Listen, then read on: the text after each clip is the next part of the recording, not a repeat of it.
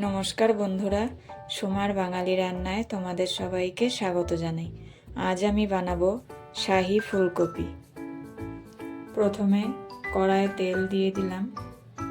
তেল গরম হয়ে গেছে, এবারে দিয়ে দেব 1 চামচ মৌরি, দিয়ে দেব 2টো শুকনো লঙ্কা, এবারে দিয়ে দেব একটা কেটে রাখা টমেটো ও 1 টুকরো দারচিনি। এবারে দিয়ে দেব কিছুটা পরিমাণে আদা ও একটি কাঁচা লঙ্কা। ভালোভাবে নেড়ে নেব। দিয়ে দেব 7-8টা কাজু বাদাম ও 10-12টা কিশমিশ।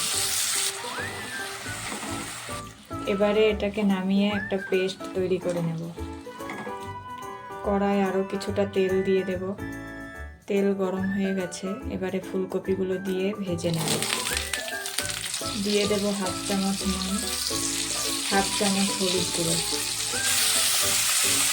ফুলকপিগুলো ভাজা হয়ে গেছে, এবারে নামিয়ে নেব।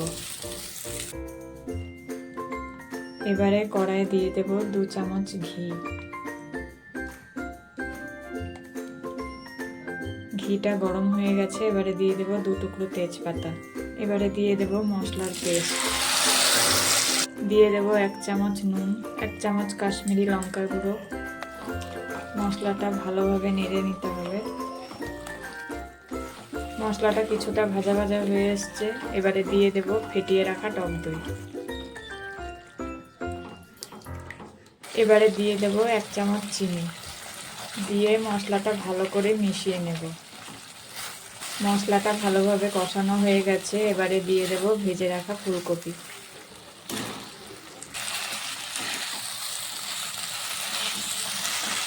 এবার দিয়ে দেব কিছুটা পরিমাণ জল। ফুলকপিটা প্রায় হয়ে এসছে, এবারে দিয়ে দেব গ্রেট করে রাখা পনির। দিয়ে ভালো করে মিশিয়ে নেব। এবারে দিয়ে দেব কিছুটা পরিমাণে কসুরি মেথি ও গরম মশলা গুঁড়ো দিয়ে নামিয়ে নেব।